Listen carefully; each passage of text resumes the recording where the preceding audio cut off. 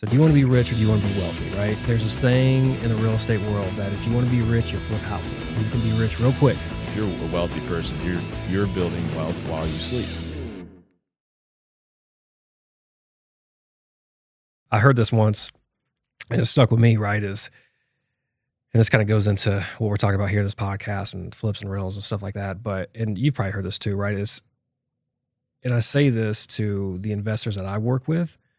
So do you want to be rich or do you want to be wealthy, right? So there's this thing in the real estate world that if you want to be rich, you flip houses, right? And you can be rich real quick, right?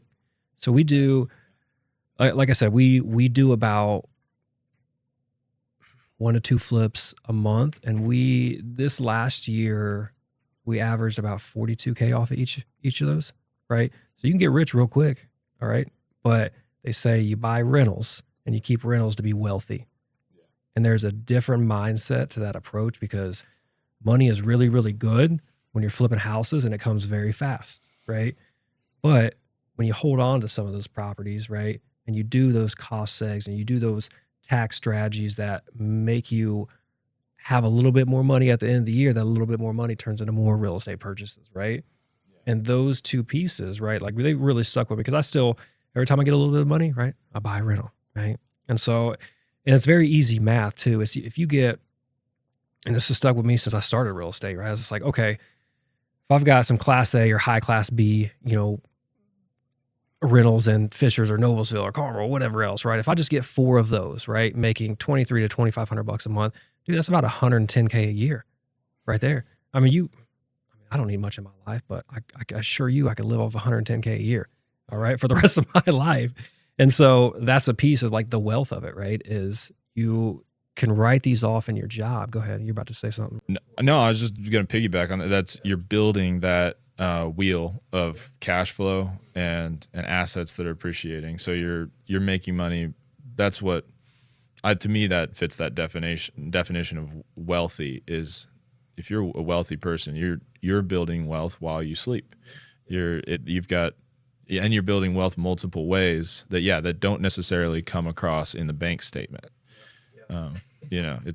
Because if it comes across in the bank statement, now the government wants a percentage of it. They do, man. They do. They got to find out some more things to buy to write off, I guess. Yeah. No, 100.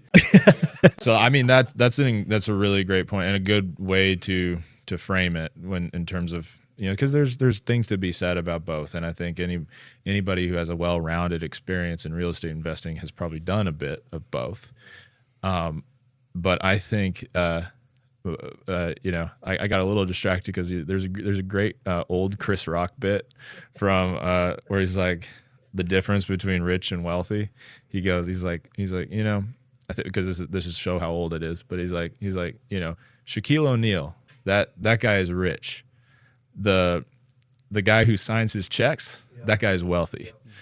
It's like, I mean, but that fits into this comparison too, because the guy who signs the checks for the Lakers, he has assets, so owning assets is exactly what makes you wealthy. Because you can do, especially in real estate, like it appreciates so much. So you can't really buy a bad deal if you hold on to it, right? You buy bad deals when you hurry up and either flip it or get rid of it in a year, right? It's like I could overpay for a house now, right? And it's okay, man, but if I got it for 10 years, right, and 10 years later, it's going to be worth $500,000 more, right? So it's making the mistake of that gap there, but like it goes to show like what you're saying there is just like, yeah, the guy writing the check is a wealthy guy, but the guy with the assets, right, the people that are buying the real estate, are taking those simple, small steps. Like you're not going to see it. Here's what sucks about rentals, right? You could buy a rental, and I'm not really making that much money off of it. If I tell you I'm saving $47,000 in taxes a year, it's like, dude, I don't see it.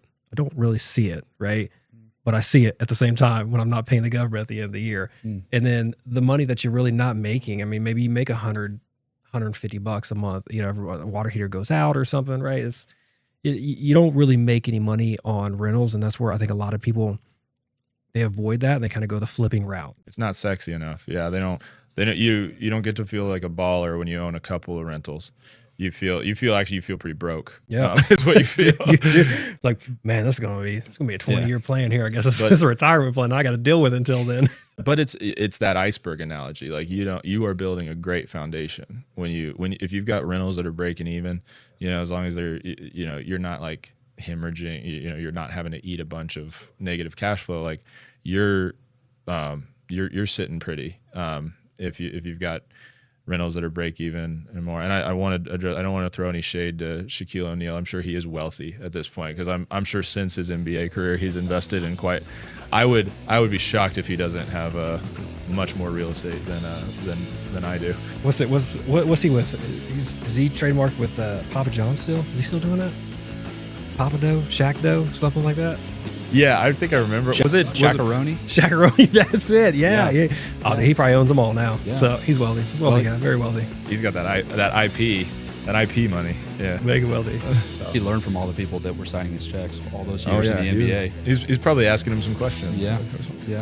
And then he started his own brand, like the Shaquille O'Neal shoe brand, didn't he?